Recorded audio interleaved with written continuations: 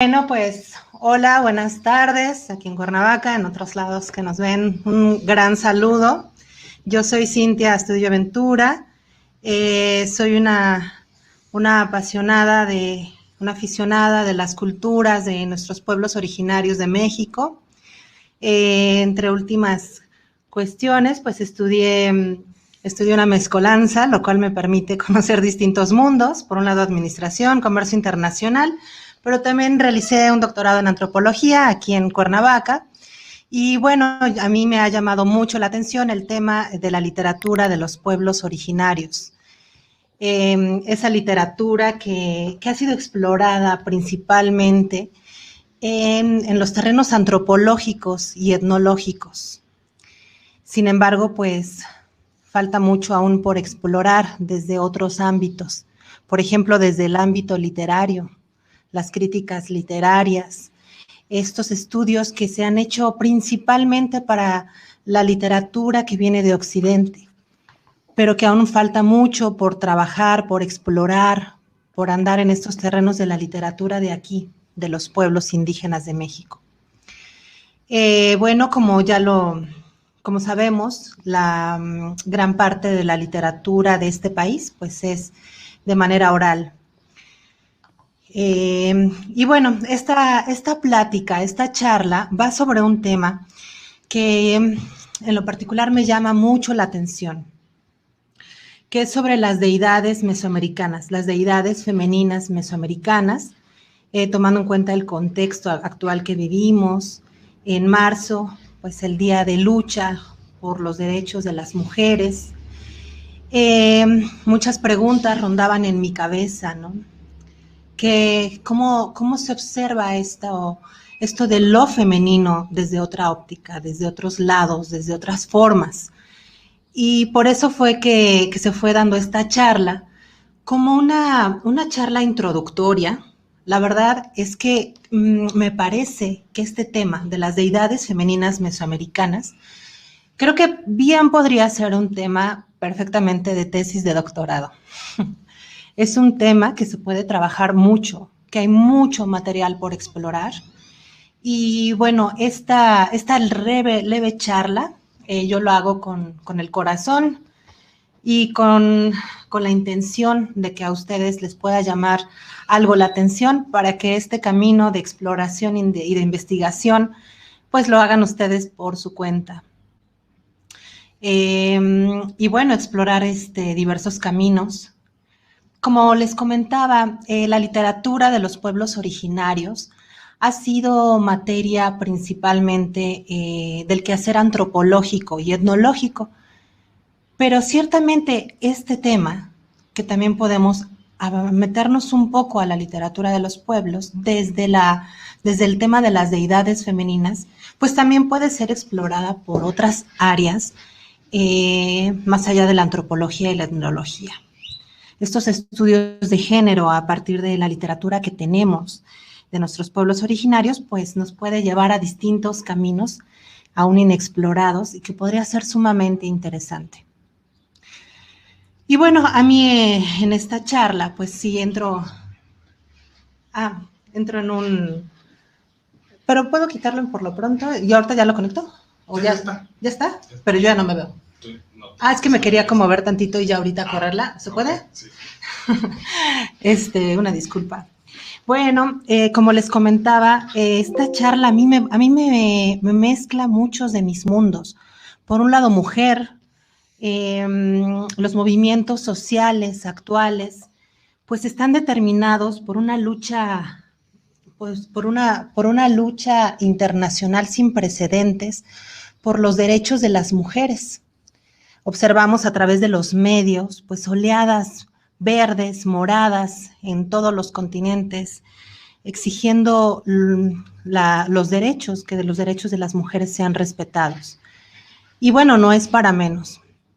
Esta lucha de mujeres se da bajo un contexto de violencia, de un patriarcado.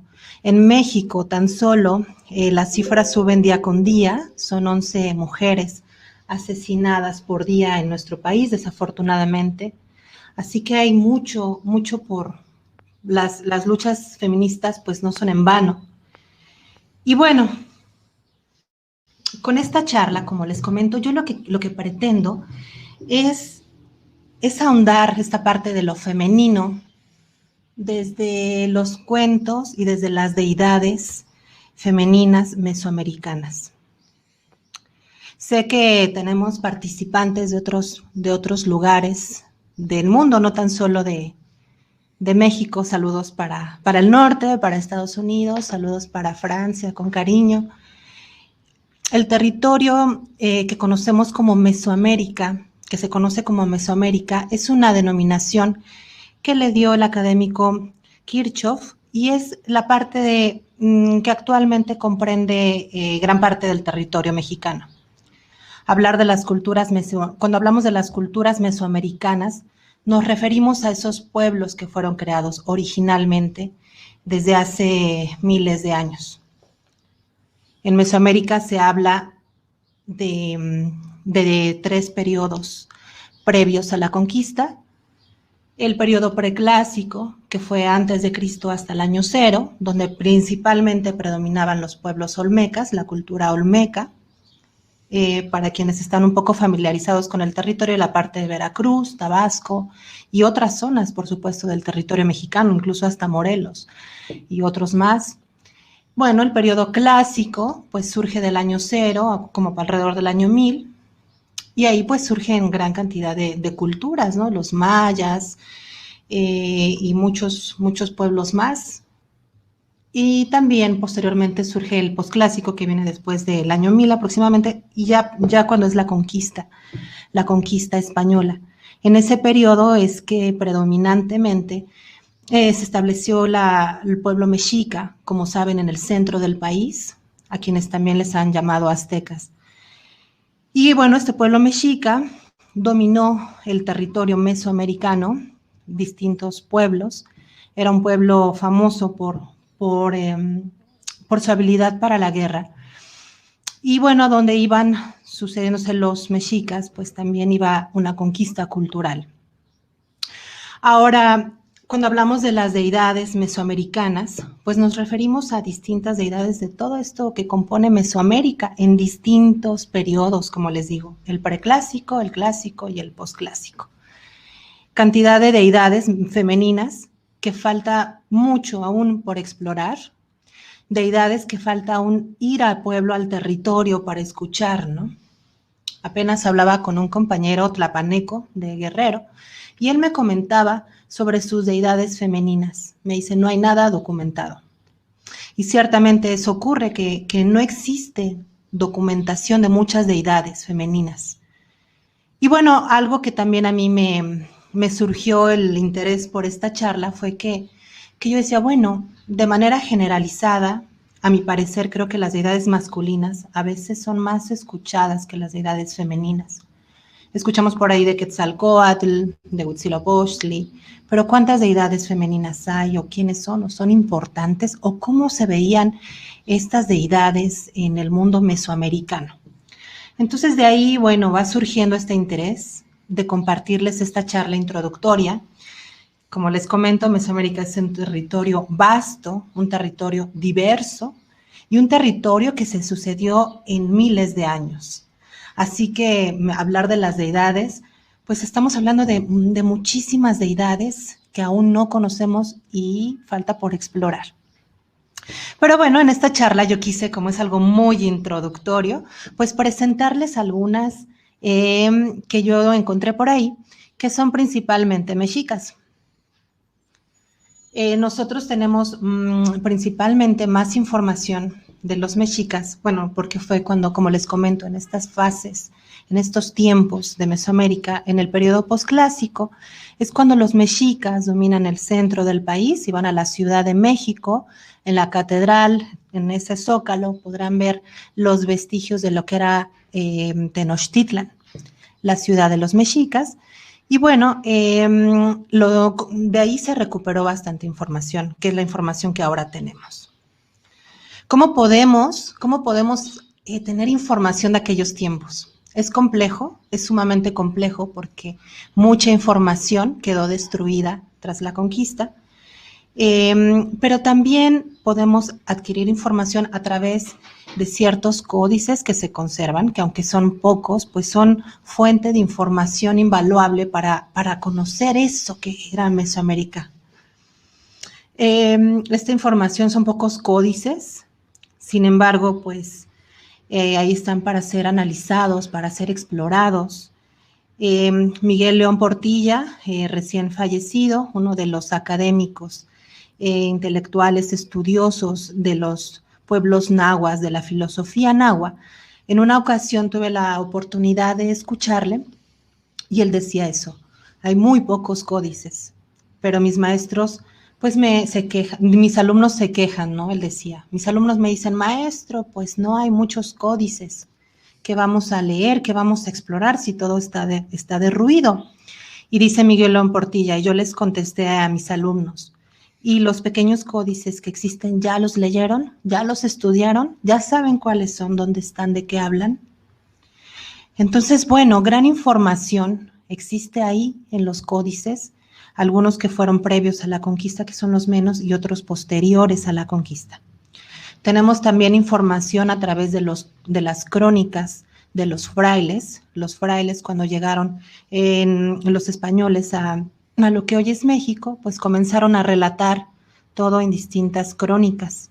Esa es una información que tenemos de aquellos tiempos y que podemos acercarnos para comprender qué había ahí.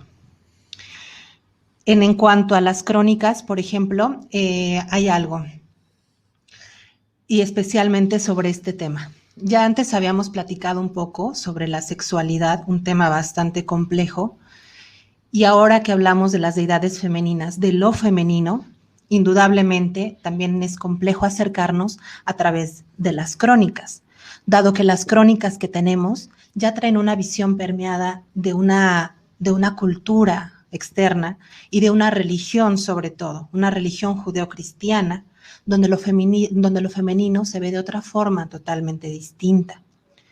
Podremos encontrar en los códices y en las crónicas, el Códice Florentino, por ejemplo, es un escrito que llegó a ser Fray Bernardino de Sahagún. Quien esté interesado en todos los temas prehispánicos, indudablemente tiene que acercarse a leer el Códice Florentino de Fray Bernardino de Sahagún, que lo pueden encontrar en ediciones nuevas incluso. Y bueno, ahí se relata mucho precisamente sobre estas deidades femeninas. Ahí podremos encontrar que se habla del pecado, por ejemplo. Y el pecado ciertamente ya es una visión que podemos comprender, pues, occidental, que ya es distinto a lo que se veía antes. Por eso les comento que es complejo, es muy complejo irnos años tan lejos y tratar de comprender cómo se veían estos temas, cómo se veía lo femenino, cómo se vivían las deidades femeninas, cómo se veía lo femenino, cómo se veía la sexualidad. Son temas complejos, porque viene información ya con distintos filtros culturales y religiosos. Bueno, otro punto que puede ser para acercarnos, para tratar de comprender cómo era ese origen, esas culturas originarias, es indudablemente a través de los pueblos actuales. López Austin, precisamente Alfredo López Austin, es un gran referente para conocer las mitologías de los pueblos indígenas. Es un gran referente que quien esté interesado en los cuentos, en la literatura, de los pueblos originarios, de los pueblos mesoamericanos, deben de referirse a sus lecturas, es muy recomendable. Y bueno, esto, ¿no? Acercarnos a la literatura de los pueblos a través también de los pueblos actuales. Alfredo López Austin por ahí menciona, para conocer cómo era ese mundo antiguo mesoamericano, una forma, un hilo conductor es a través de los pueblos originarios que están hoy en día y que no están en los museos, sino que están viviendo aquí y que mantienen a través de sus idiomas principalmente costumbres, culturas y tradiciones prehispánicas. Y bueno, sin más, yo quisiera presentarles, ahora sí viene una presentación que yo hice, se los dejo, va a aparecer en la página o en el Facebook de Silac Freire. Y bueno, lo voy poniendo aquí, no me puedo ver yo, así que bueno, pongo una imagen de Silac Freire para comenzar esta presentación de algunas deidades mesoamericanas. Esto es un poco lo que les comento. Sé que para quienes están en otro país, de pronto el idioma, pues es mejor que se los comparta de manera escrita, por si algún detalle no lo escucharon, aquí lo pueden volver a leer. Es un escrito que realicé sobre esto precisamente que los estoy compartiendo, que les comento. Esta parte me parece sustancial.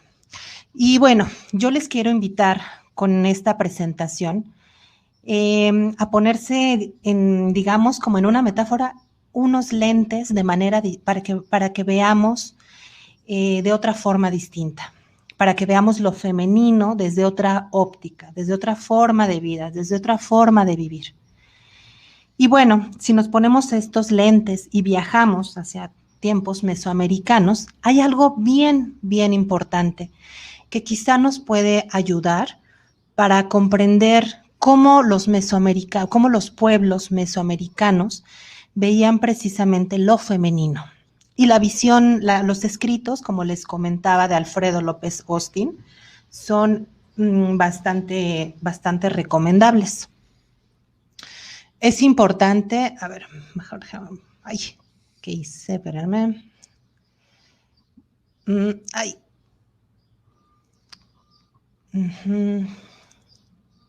Bueno, antes de ponerles la presentación, como es mucho texto y prefiero mejor compartírselos por la charla, hay algo muy importante. Cuando comenzamos a abordar las deidades femeninas, lo femenino desde otra cultura, y en esta ocasión nos vamos a cómo lo vivían los pueblos mesoamericanos, Alfredo López Austin nos puede compartir esto, al igual que, por supuesto, lo podemos encontrar en diversas fuentes y en la palabra de los pueblos mismos. Hay algo muy importante. Para los pueblos mesoamericanos, había una forma de vivir lo femenino desde una dualidad.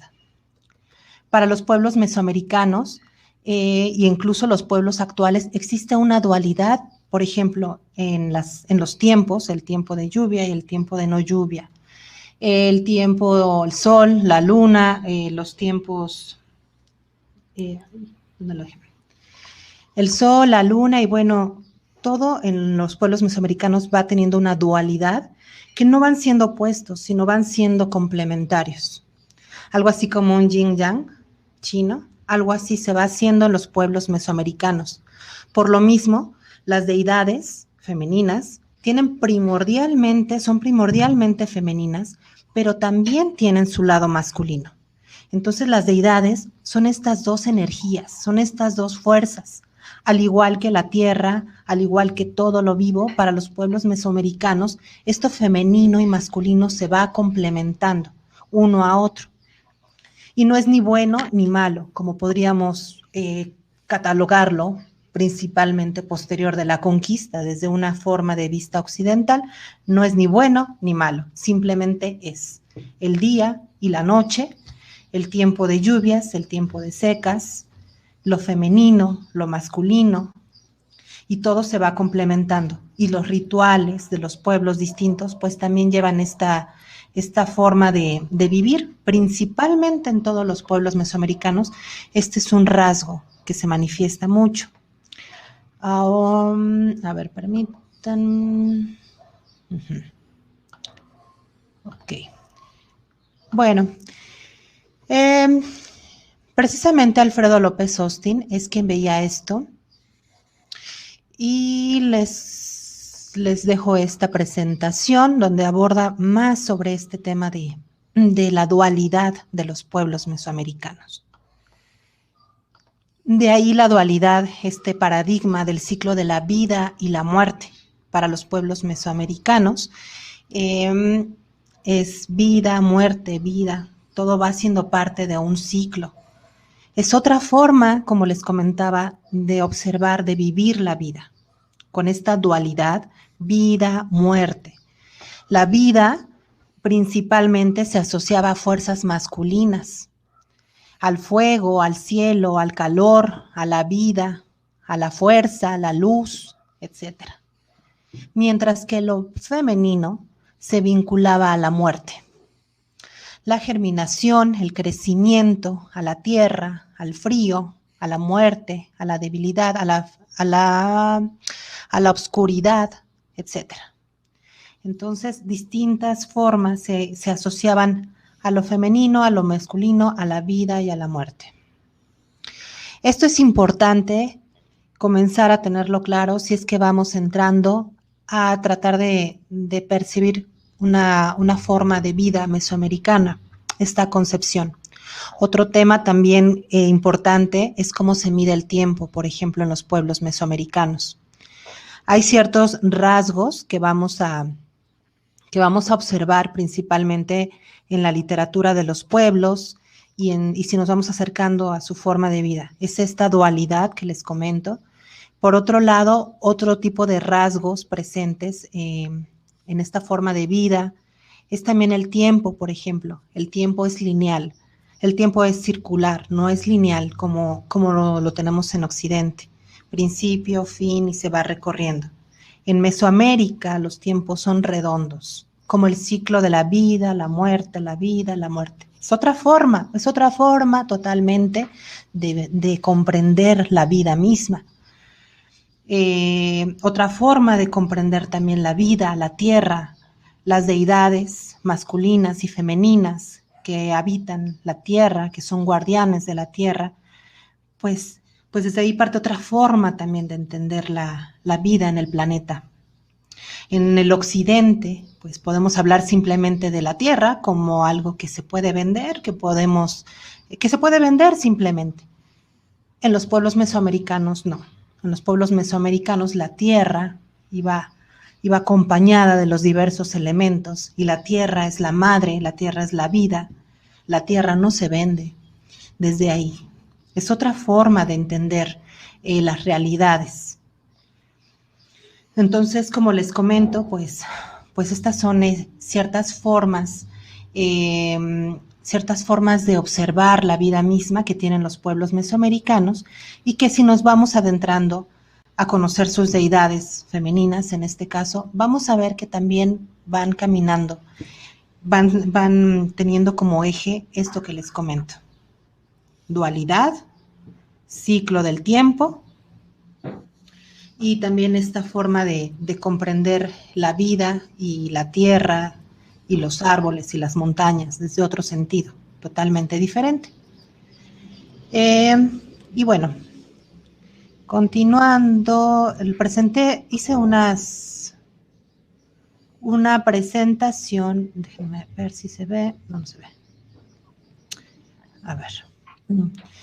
Bueno, estuve investigando, como les comento, creo que si nos ponemos a analizar las deidades femeninas mesoamericanas, creo que esto daría tiempo como para 20 sesiones y no acabamos. Si nos vamos por regiones o si nos vamos por épocas o si nos vamos por agrupaciones de temas, podríamos tener distintísimo material que va para mucho. En esta ocasión yo quise presentarles unas deidades por el tiempo, unas deidades femeninas del pueblo mexica. El pueblo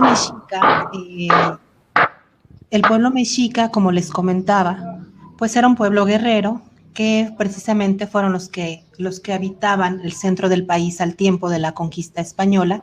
Ellos se fueron nutriendo de muchas culturas anteriores a ellos.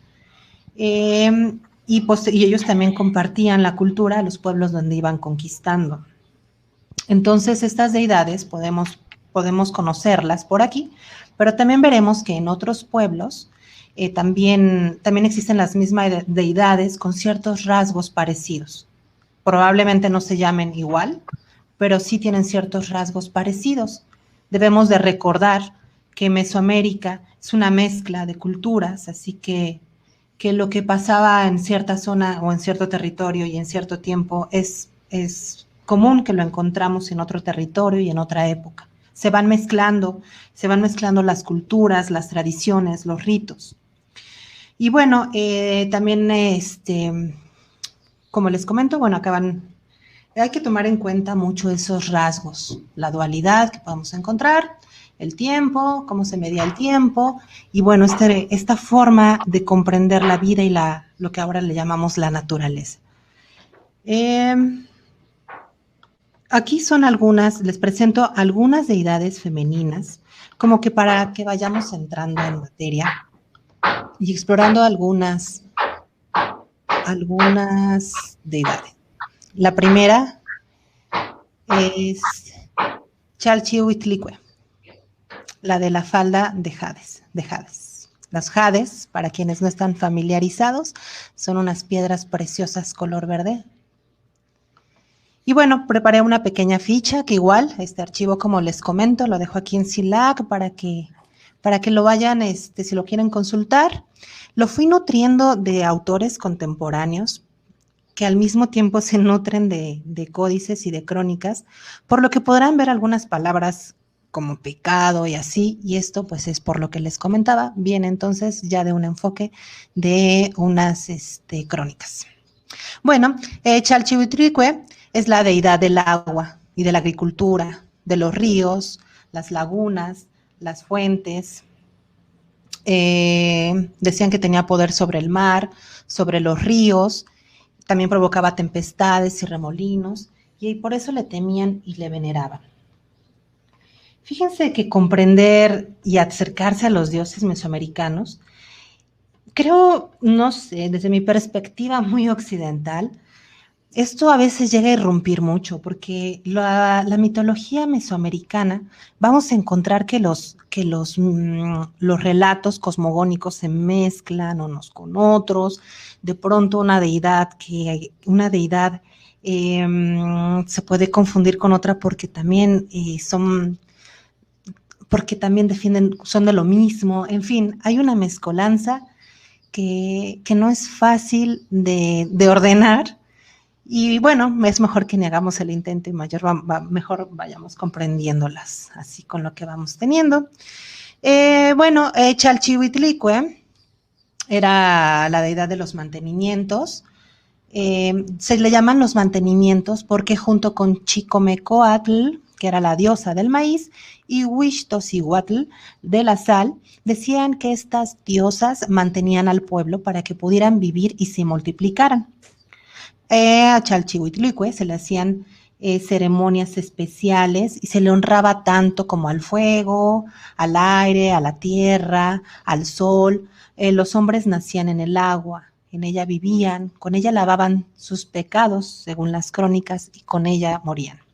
Así que bueno, al nacer los sacerdotes usualmente hacían esto como que era de otra forma, pero como una iniciación a los pequeños que nacían con el agua, y se le ofrendaban a la diosa Chalchihuitlicue figuras de peces, ranas, patos, cangrejos. Se invocaba a esta deidad para que se llevara aquello dañino en los hombres, en las mujeres, y también pues se le llamaba que era la madre, ¿no? Según las crónicas, dicen que a esta deidad se le veneraba porque lavaba los pecados.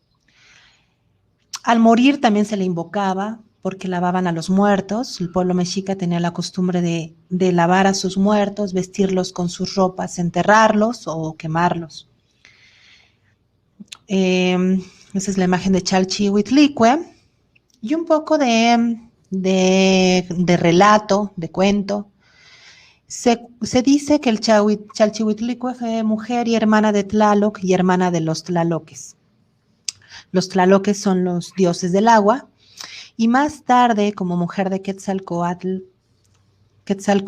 para quien no esté familiarizada con él, es un dios originalmente tolteca, que posteriormente pues se lo es también de los mexicas. En otros territorios también se veneraba a Quetzalcóatl. En el territorio maya, por ejemplo, se le llamaba Cuculcán. Y bueno, Quetzalcóatl gobernó una de las 4 épocas previas al quinto sol. Ella gobernó como sol de agua y su era terminó con la gran inundación que duró 52 años. Otra aparece también en otros relatos. Topiltzin Quetzalcóatl, al enterarse de que los pecados de los hombres debían ser la causa de los trabajos que había en el mundo, decidió rogar a la diosa Chalchihuitlicue, que quedó después del diluvio y que tomaron por abogada del agua a fin de que lloviera cuando era necesario. Ahora les voy a comentar un poco esto. Es otro tema que también es sumamente interesante.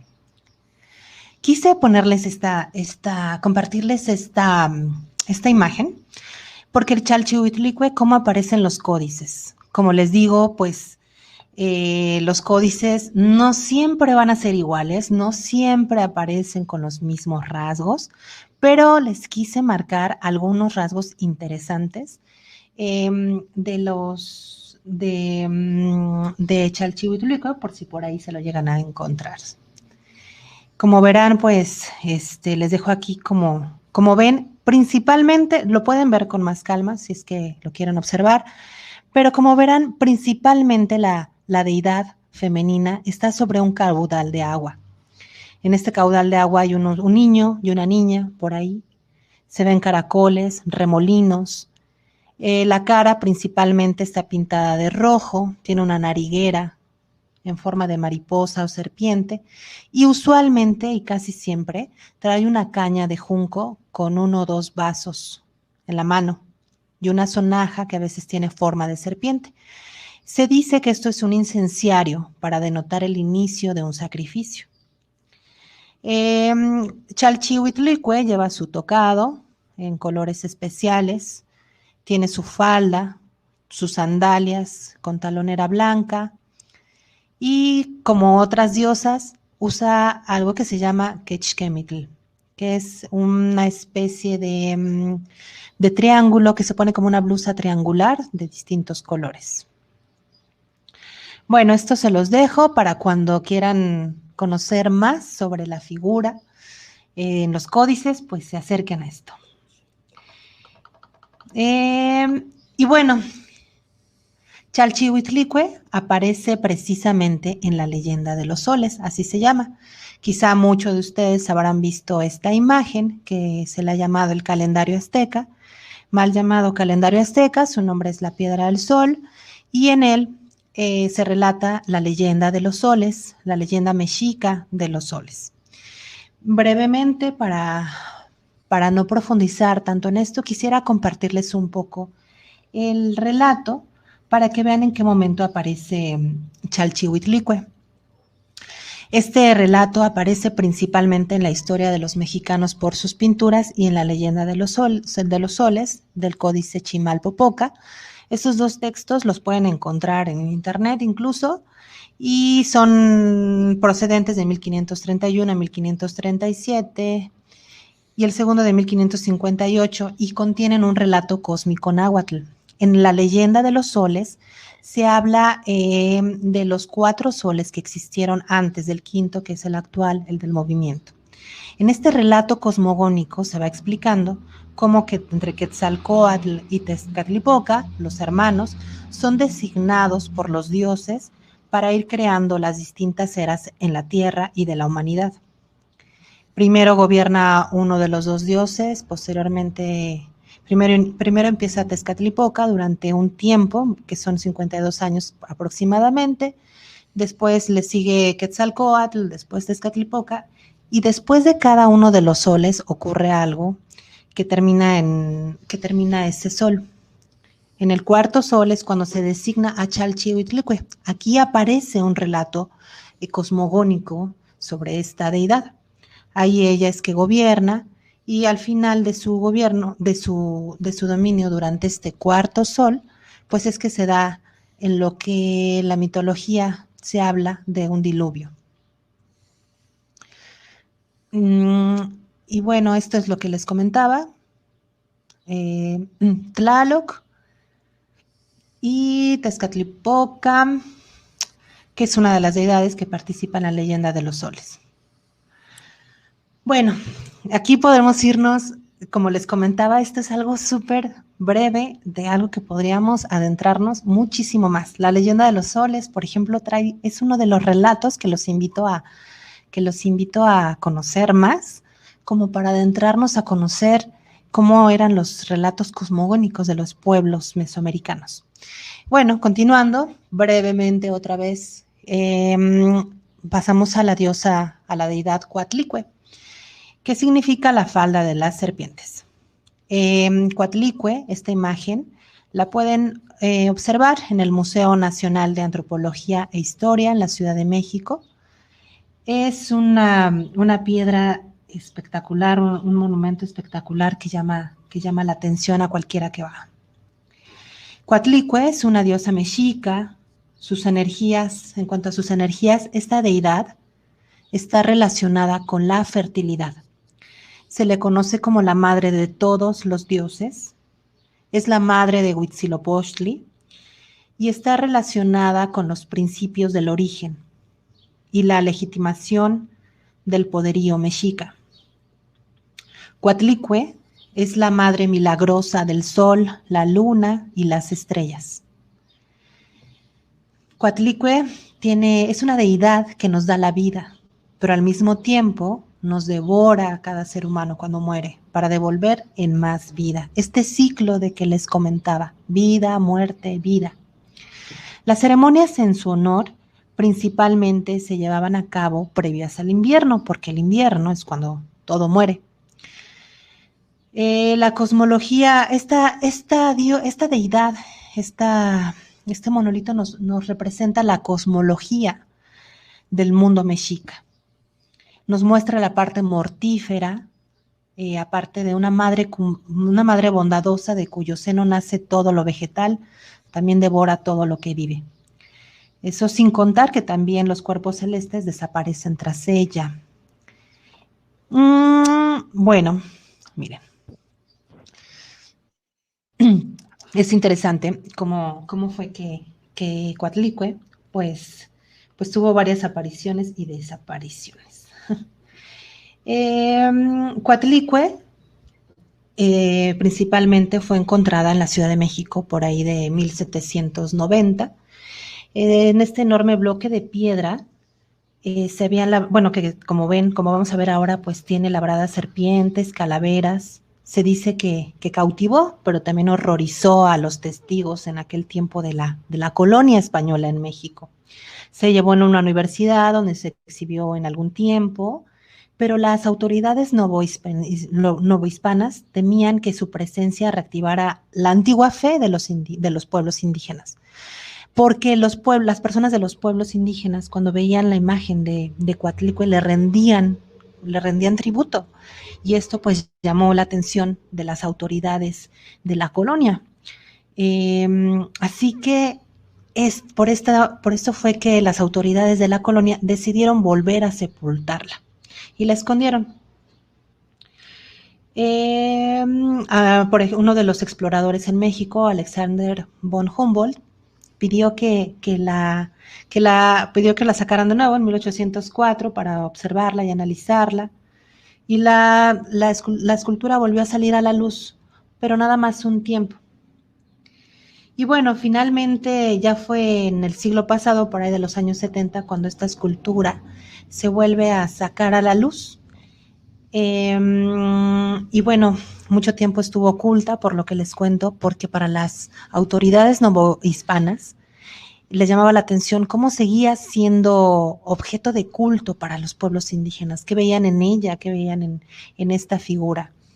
Es por eso que Octavio Paz escribió La carrera de Coatlicue, de diosa a demonio, de demonio a monstruo durante la colonia y de monstruo a obra maestra. Como la Coatlicue, como una representación importantísima de la vida, la muerte de los pueblos, del pueblo mexica, fue mandada al encierro por la fuerza que tiene. Y bueno, ahora, como les comento, es una gran oportunidad que tenemos de explorarla, de observarla en el Museo Nacional de Antropología e Historia. Quise ponerles un poco la representación de esta escultura para cuando vayan a verla o la vean, recuerden muy bien esto. Bueno, como podrán observar en el inicio, en la cabeza, se muestran dos serpientes preciosas de turquesa. Las serpientes en algunos contextos simbolizan la muerte. Sin embargo, como pueden ver, esas dos serpientes forman una dualidad. Son dos, pero al mismo tiempo una. De ahí la dualidad de la que les comentaba anteriormente. Muestra una lengua bífida. Como ven, también muestra un pene simbólico, un símbolo de la fertilidad. La serpiente tiene distintos símbolos según el contexto. La serpiente también representa la fertilidad y también, como les mencionaba, lo femenino, lo masculino. Aquí es la Coatlicue, pero también tiene esa parte, un pene fertilizador. Tiene un collar de manos y corazones que se rematan al centro con un cráneo. Esto representa el sacrificio humano. Como verán, tiene unos senos flácidos que hacen alusión a una tierra agotada, cansada. Sus manos son serpientes en lugar de manos. Tiene una falda de serpientes. Las serpientes también representa el agua en varios pueblos mesoamericanos, no nada más en los mexicas, sino en varios pueblos las serpientes representan agua y en este caso agua con tierra nos da la fertilidad. Por eso, pues, Coatlicue es la diosa madre. Y bueno, en cuanto a los relatos, la literatura, los cuentos cosmogónicos, donde llega a aparecer esta deidad femenina, la podemos encontrar en el cuento cosmogónico del nacimiento de Huitzilopochtli. Algunos de ustedes habrán visto también esta imagen de Coyolxauhqui. Coyolxauhqui, esta imagen circular, es la hija de Coatlicue que quedó desmembrada y se convirtió en la luna. Ahora les platico el relato. Bueno, este cuento cosmogónico, el investigador Eduard Seller encontró en él que era un mito astral. El investigador alemán identificó a Huitzilopochtli, que es el hijo de Coatlicue, una de las deidades principales de la mitología mexica. Bueno, él lo asoció Coyolxauhqui a la luna y los guerreros a las estrellas. Les voy a relatar un poco este cuento cosmogónico. La verdad es que tampoco quiero que se les vaya haciendo muy pesado. Me parece que hablar de las deidades mesoamericanas, de los pueblos originarios, es mucha información y no quisiera que se llenaran de tanta información, sino más que nada que esto les inspirara un poco a continuar investigando por su cuenta. Y bueno, mientras tanto yo les quiero contar este relato de Coyolxauhqui. Coyolxauhqui es la figura circular que vieron anteriormente. Y bueno, el relato va más o menos igual con sus... En esta ocasión les quiero comentar un relato que hizo el texto Margot Glantz, una escritora. Y bueno, dice así: hace muchos años vivía allá por el centro de Coatepec, una mujer llamada Coatlicue. Era una diosa, pero en esos tiempos hasta las diosas se dedicaban a las cosas sencillas. Coatlicue barría. Como paréntesis, se dice que a veces el barrer era como limpiarnos de esa suciedad interna también. Un día, mientras Coatlicue estaba barriendo, bajó del techo un plumaje parecido a un pollo, como una bola de plumas finas. Coatlicue miró por todas partes para descubrir de dónde venía ese suave pelito, pero no encontró nada y se lo puso debajo del vestido. Eso hizo Coatlicue allá por el cerro de Coatepec, la montaña de la serpiente. Después se olvidó y fue a buscar a sus hijos. Tenía 400 hijos. Se llamaban los 400 surianos. Tenía también una hija que se llamaba Coyolxauhqui. Y esta hija Llevaba en las mejillas unos adornos de oro que sonaban como cascabeles, los cascabeles. Al poco tiempo, Coatlicue se dio cuenta de que estaba esperando un niño y no entendió lo que pasaba ni de dónde venía ese niño. Tampoco lo entendieron sus hijos, a quienes avisó Coyolxauhqui, que se puso muy celosa porque no le gustaba la idea de tener otro hermano.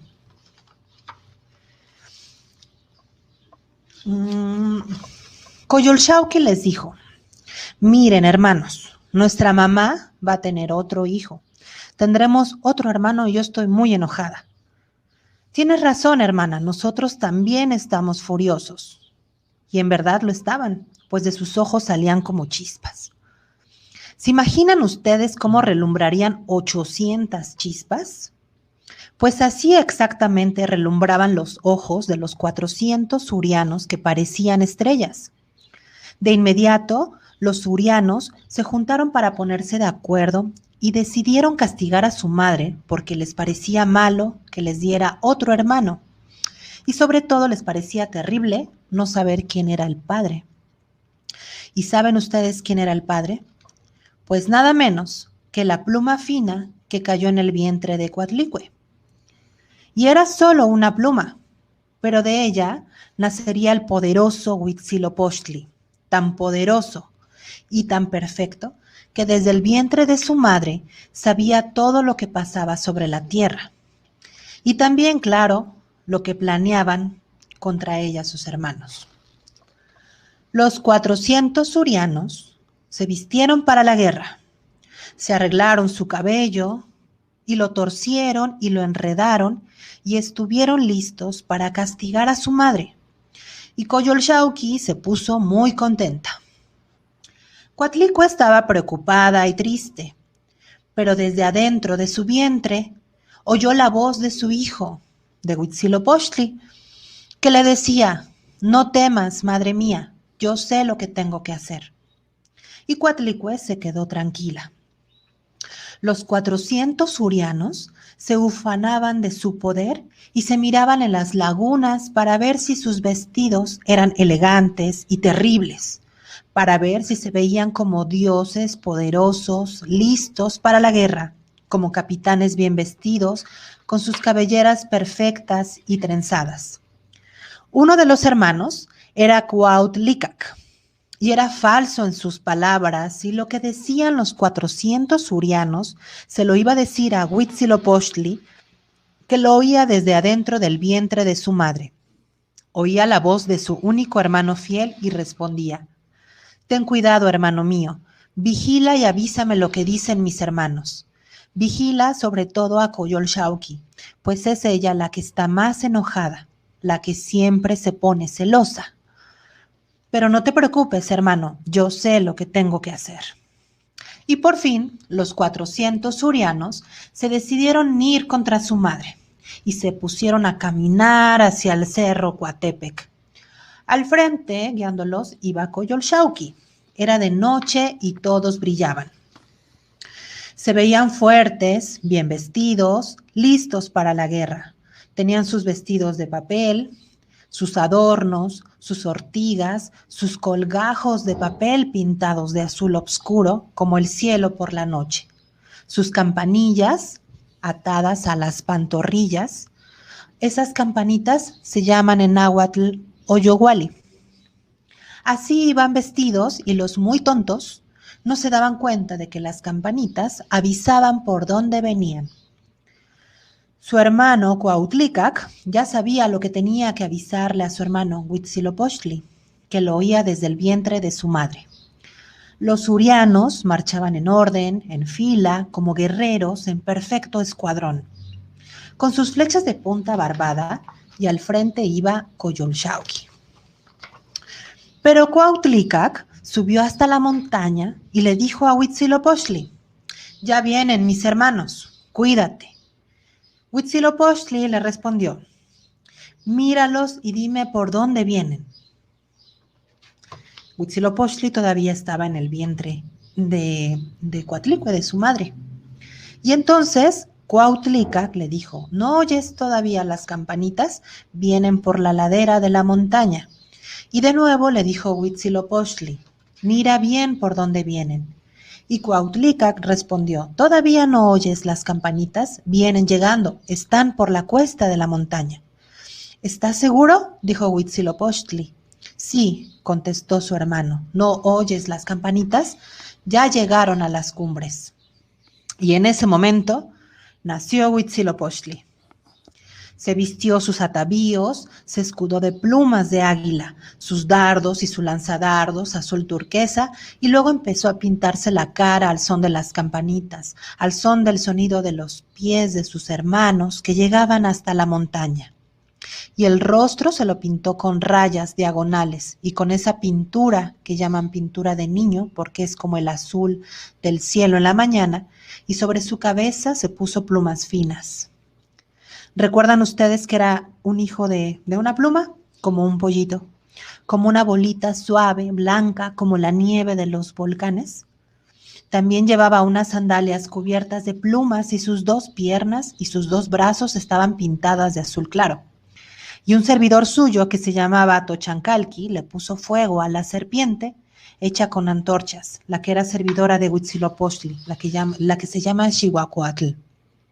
Y con esa serpiente, con Xiucoatl, hirió a Coyolxauhqui y la tiró por la ladera, y quedó allí fragmentada por el cerro de Coatepec.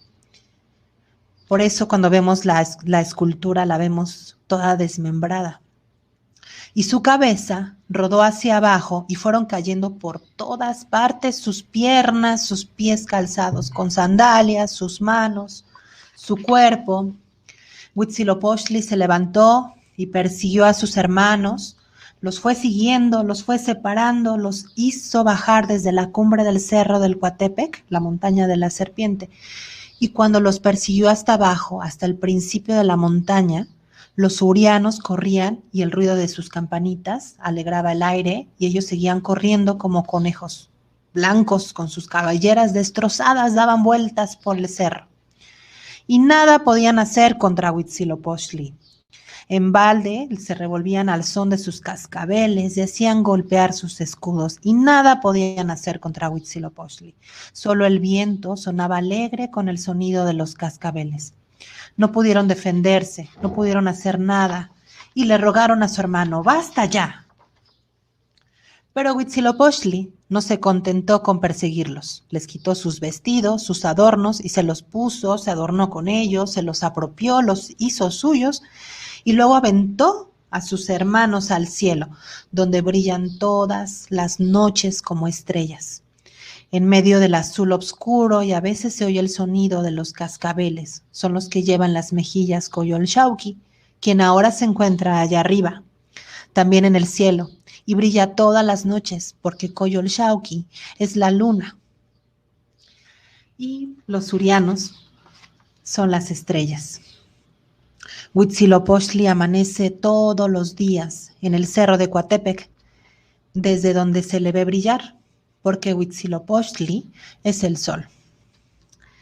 Y bueno, este es un relato cosmogónico porque habla de la creación, cómo cuentan los mexicas que se creó la luna, Coyolxauhqui, el sol, Huitzilopochtli, las estrellas, los 400 urianos, y precisamente si ven esta escultura de Coyolxauhqui que les enseñaba, podrán ver pues una mujer con las diversas partes del cuerpo de una mujer.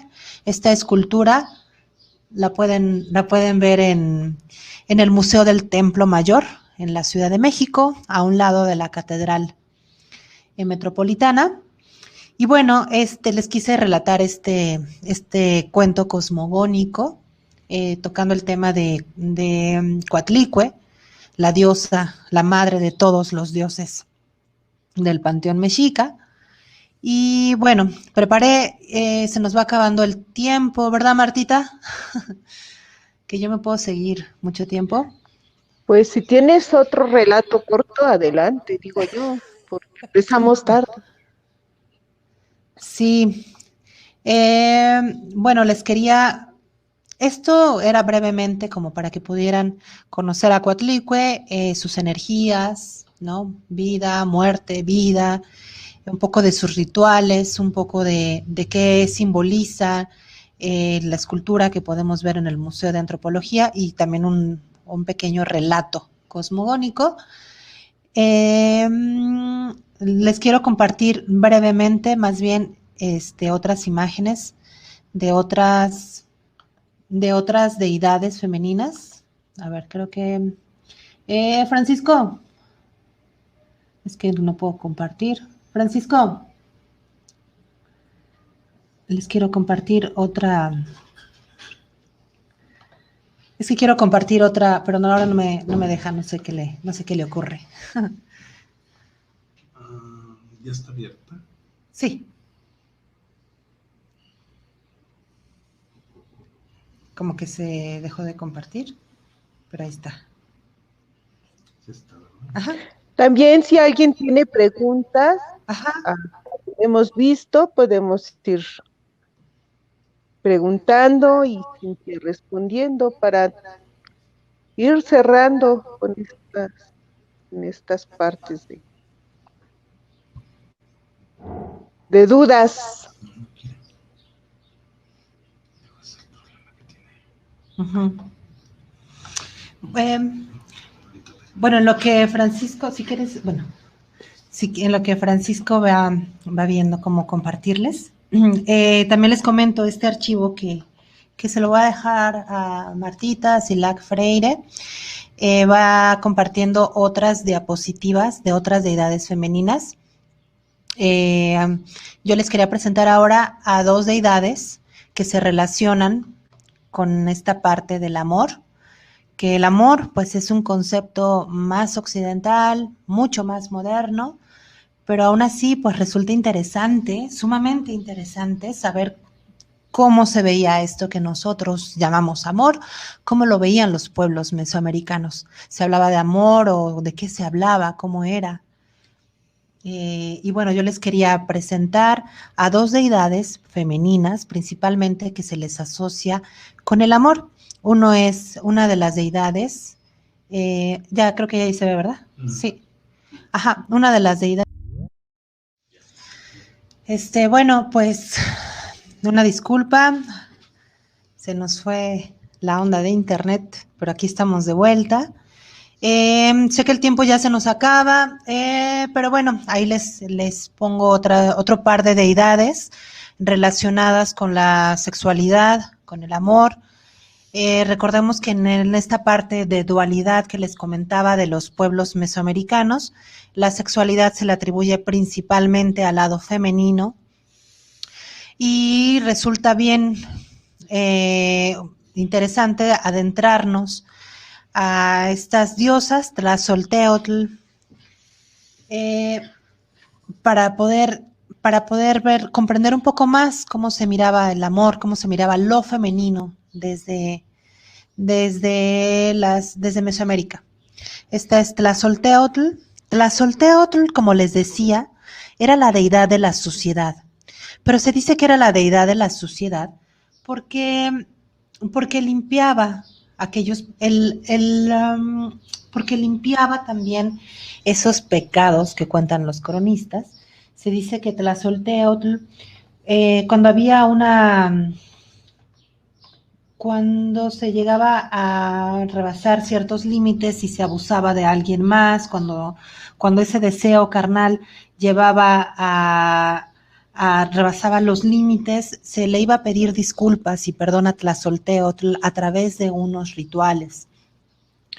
A las personas que cometían adulterio se les cortaba la nariz y tenían que hacer algunos rituales para que Tlazolteotl les perdonara. Entonces Tlazolteotl, dentro de sus imágenes en los códices, lleva una escoba y un escudo de flechas y listones. La escoba como este símbolo de barrer la suciedad, de limpiar, de purificar, como ya desde un punto de vista mucho más religioso y occidental. Bueno, también Tlazolteotl, pues se sabe que era una deidad que que protegía, que cuidaba los partos, la medicina, las parturientas, a las embarazadas. Es complejo cómo puede ser una deidad de la sociedad y no es ni malo ni bueno, simplemente era este ciclo de limpieza y también como esta deidad pues ayudaba a todo lo relacionado a la medicina, a las hierbas medicinales, a las embarazadas, a los partos. Por eso en esta imagen que aparece anteriormente era el códice Borgia, este es el códice borbónico, ahí aparece pariendo a una niña, Tlazolteotl. Y bueno, ya brevemente les dejo esto, son otras deidades más, Cihuacóatl, les dejo acá, que se relacionaba con la serpiente, Chicomecoatl, que tiene que ver con el maíz, la deidad Tosi, que en Fray Bernardino de Sahagún dice que es una diosa que se llamaba Madre de los Dioses, Corazón de la Tierra y nuestra abuela. Era la diosa de las medicinas, las hierbas medicinales, la adoraban los médicos, los cirujanos, las parteras y las que daban hierbas para abortar, también los adivinos. Tlazolteotl también tiene mucho parecido con esta deidad, porque ambas cuidaban la medicina, el temazcal, las plantas medicinales y también también podían adivinar.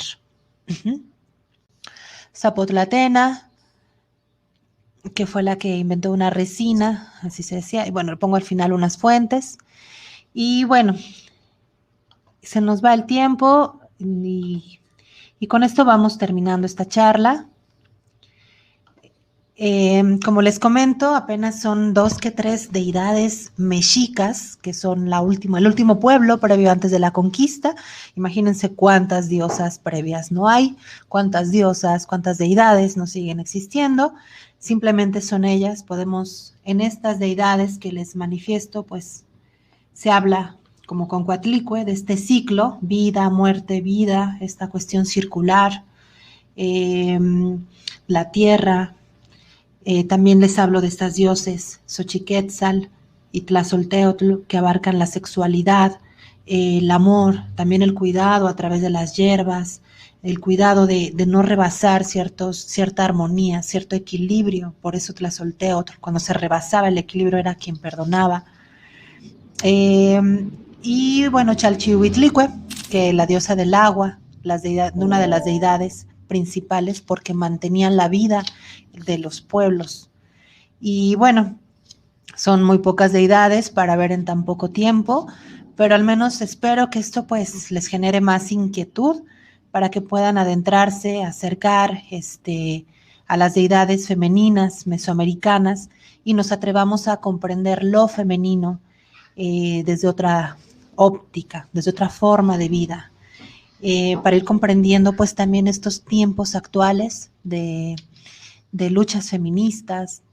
Y bueno, espero esta presentación les haya dejado más dudas que otra cosa, porque esa es la intención muchas veces, que nos vayamos con dudas y preguntas, que podamos seguir caminando. Por mi parte, pues es todo. Yo le quiero agradecer muchísimo a Cilac Freire, a este espacio tan bello, donde pues hay una apertura para conocer nuestros pueblos originarios. Le agradezco mucho a Martita, a Francisco por el apoyo que cada sesión pues me dan. Y les agradezco mucho a ustedes por acompañarme, por estar aquí. Si tienen algunos comentarios o quieren que platiquemos algo, también con toda confianza, Martita, Francisco, pues ahí está mi correo, mi Facebook, mis datos. Y esta presentación se las dejo para que la puedan leer con más calma. Y bueno, por mi parte eso es todo. Les agradezco infinitamente y que tengan una bella tarde.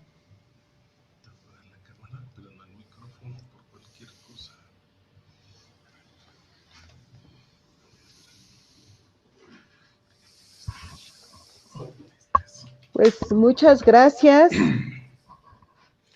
Adelante, Muy bien, no Frank. sé si alguien tenga alguna pregunta, duda, comentario. Luego algunos comentarios aquí en el chat, muchas gracias, que vamos a ir tomando en cuenta. Bueno, preguntan, Cintia, si el patriarcado llegó con la conquista y con el idioma español, esa es una pregunta.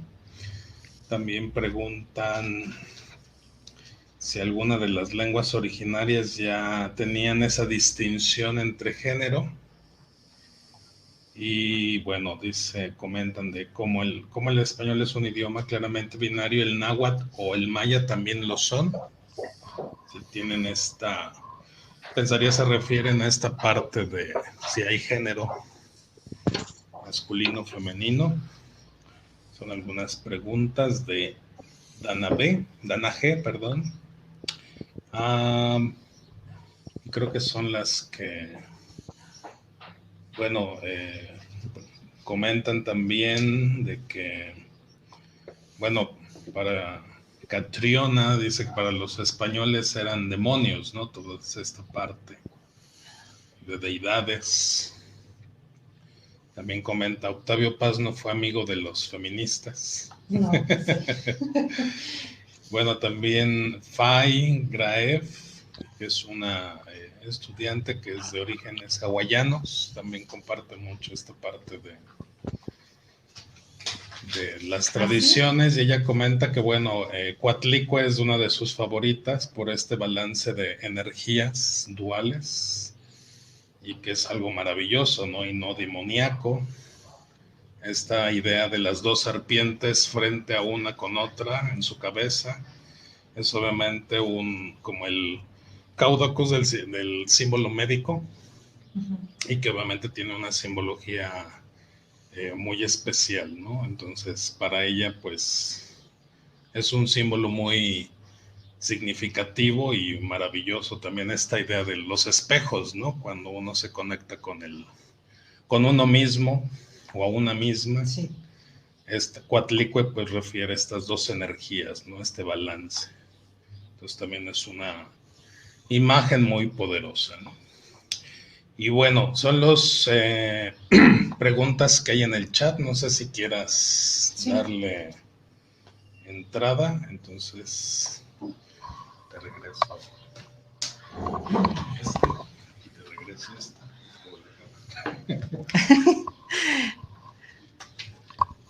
Muchas gracias. Muchas gracias por sus comentarios, por sus preguntas. Siempre es bien interesante, pues, para hacer esto una charla, ¿no? Que al final de eso se trata, de aquí y de allá, de ida y de vuelta.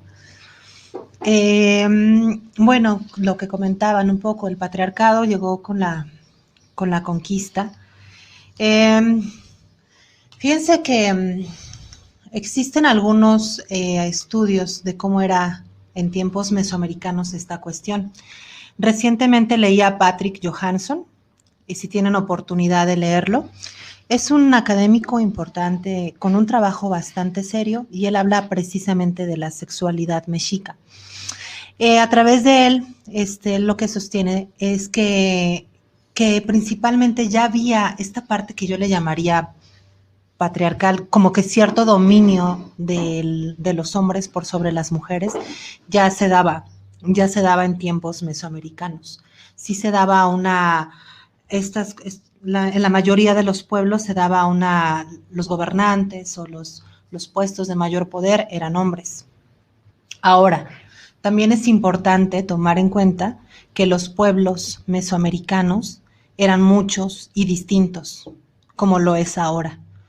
Si hoy en día nos vamos a la península, a Yucatán, a Quintana Roo, con los pueblos mayas, son indígenas porque así se les ha llamado por un contexto político, social. Pero un maya de la península no tiene nada que ver con una persona rarámuri de Chihuahua, del norte. Son culturas, son pueblos totalmente distintos en su forma de vivir, de pensar. Lo mismo era en Mesoamérica.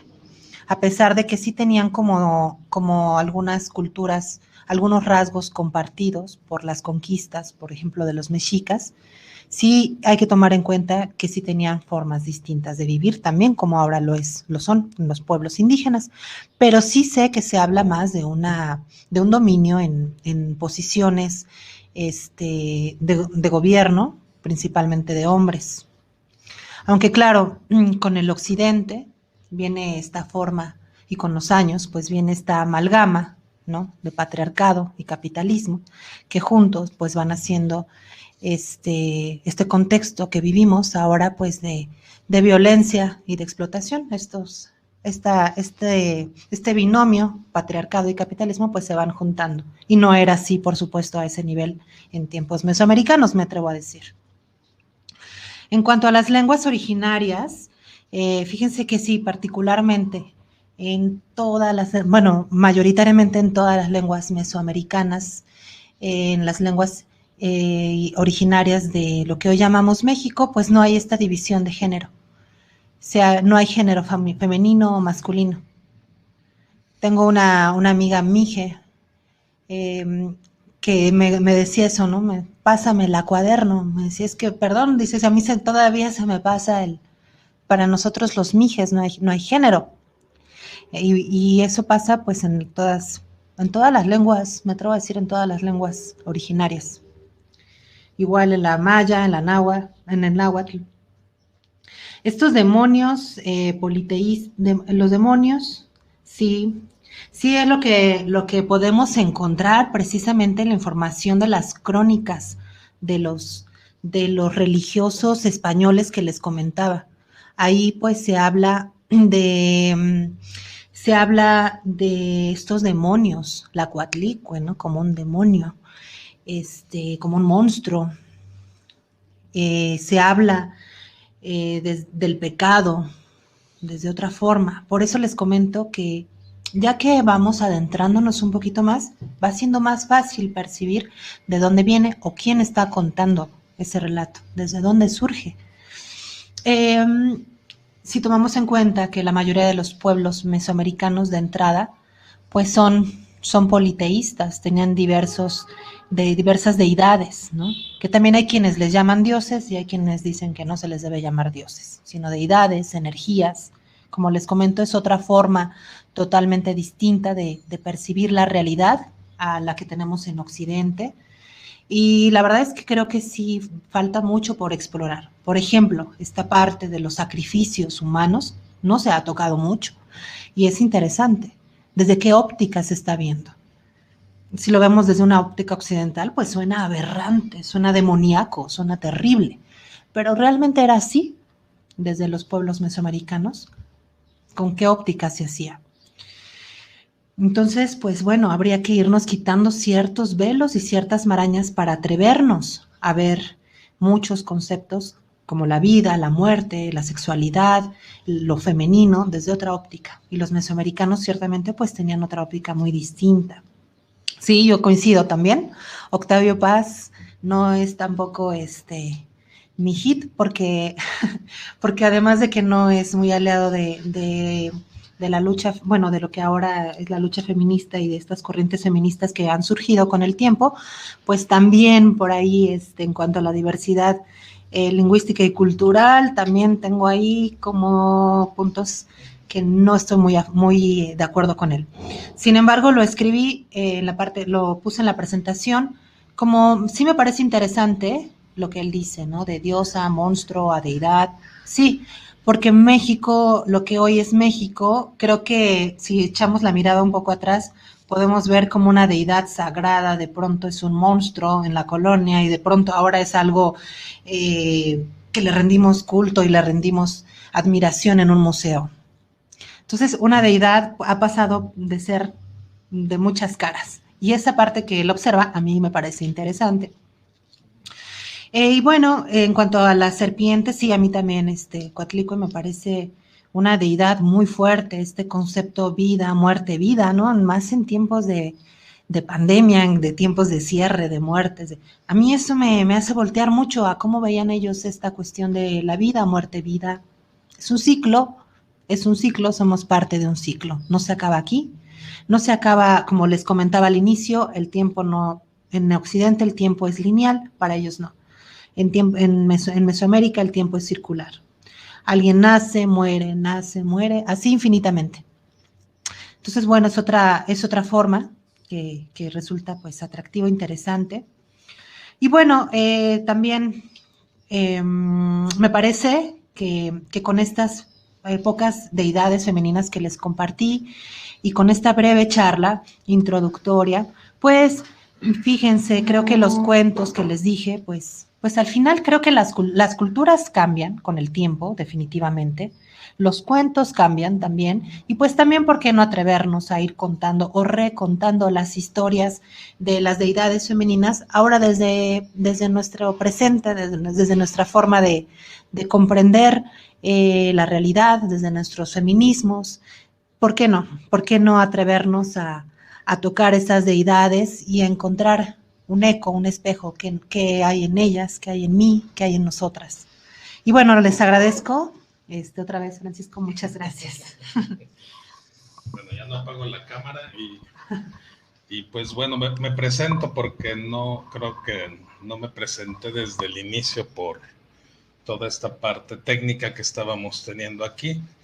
Y bueno, soy Francisco Laguna, soy profesor aquí también en CILAC Freire, y bueno, creo que es uno de los temas que muy interesantes de los cuentos indígenas, y más de retomar también esta parte de la idea de colonización, ¿no? De ir rescatando toda esta parte de las leyendas, las diosas, los dioses y estas cosmovisiones de los pueblos originarios, ¿no?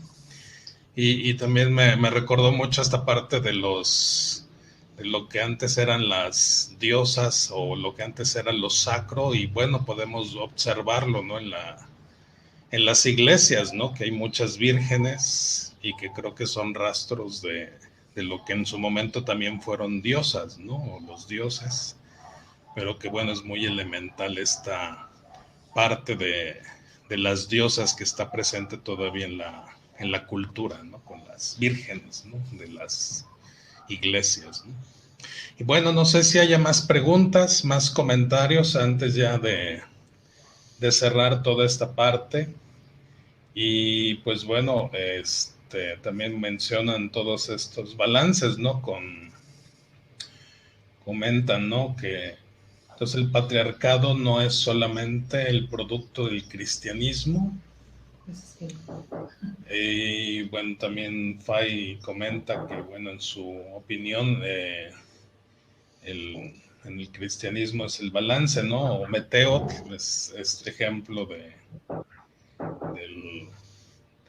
del balance, y lo que vivimos hace algunos días, ¿no? Los equinoccios, ¿no? Que son ejemplos también de este balance de energías del día y la noche, como lo mencionaba esta Cintia, ¿no?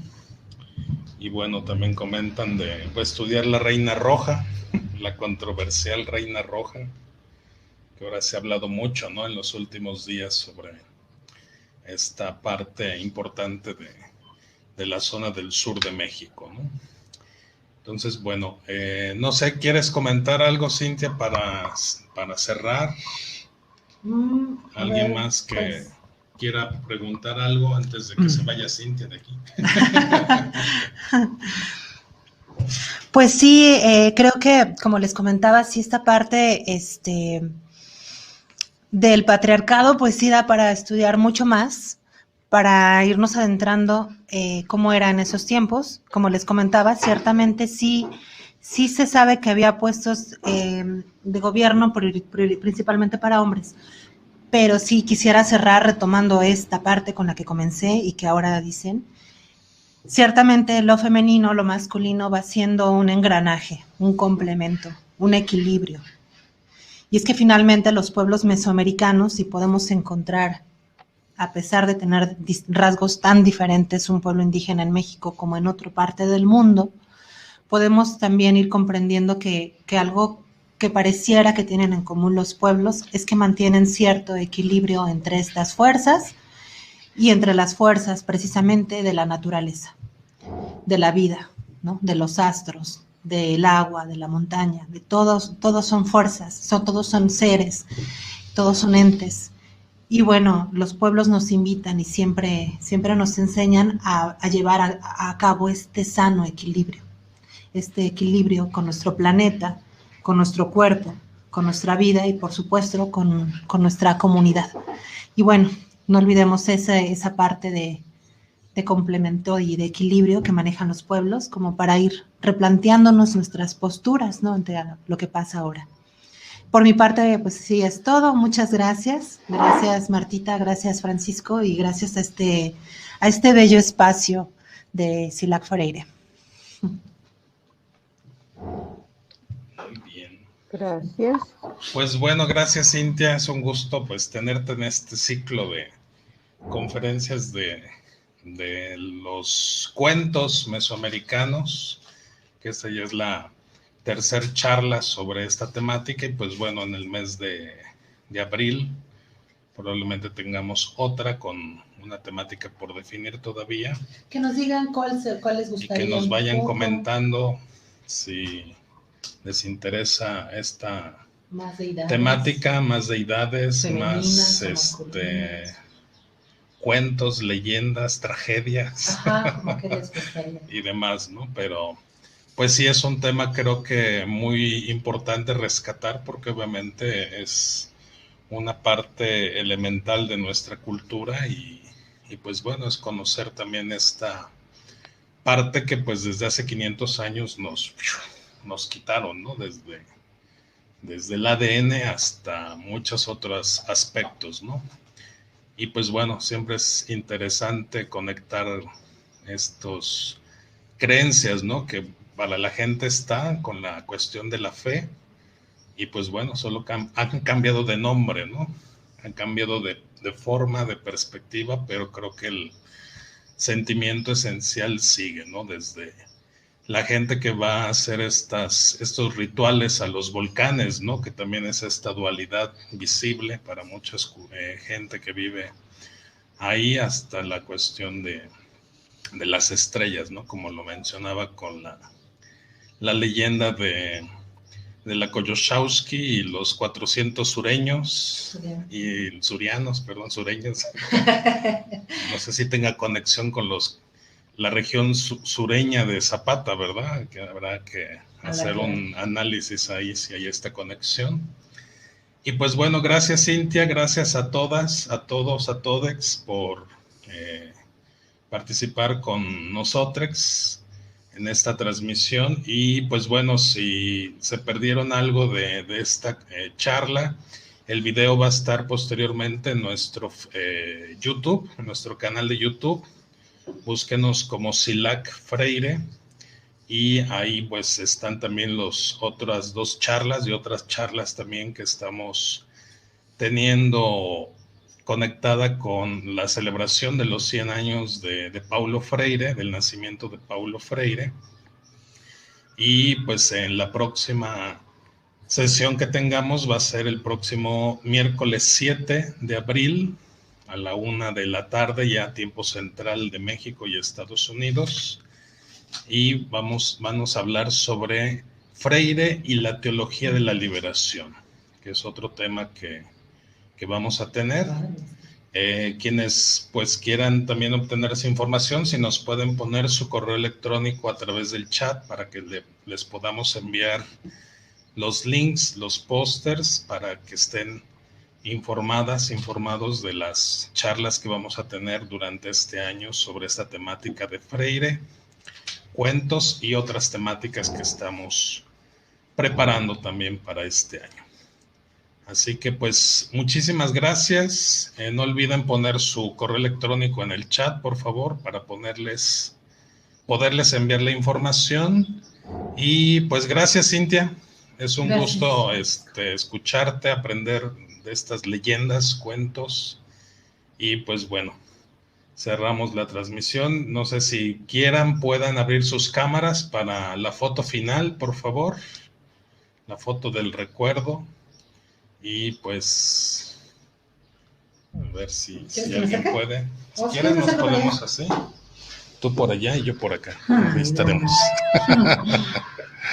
Ahí sí salimos, hasta con las otras diosas que están arriba. Entonces, gracias, muchos saludos. Y nos veremos pronto en otra charla aquí de Silac Freire. Síganos por nuestro canal de YouTube también para que estén informados. Muy bien, saludos, cuídense. Buena tarde. Muchas gracias. Adiós. Gracias. Bye, bye. Bye. Ya salimos.